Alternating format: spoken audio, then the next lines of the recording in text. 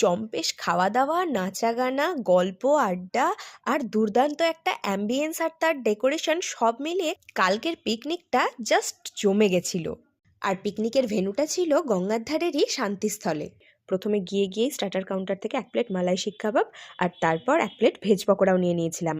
আর এগুলো খেতে খেতে ইউকেটি ব্যান্ডের পারফরমেন্স এনজয় করছিলাম।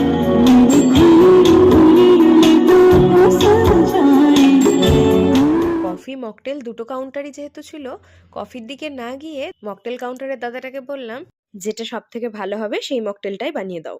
আর মকটেল খেয়ে এই চরম শীতে গা গরম করার জন্য শুরু হলো তুমুল নাচ।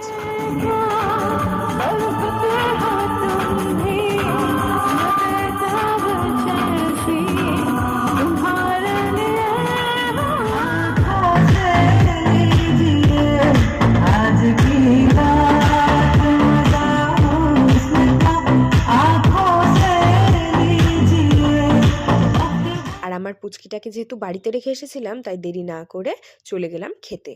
আর খাওয়া দাওয়া সেরে এসে দেখি পিকনিকের হোস্টের সে কি নাচ।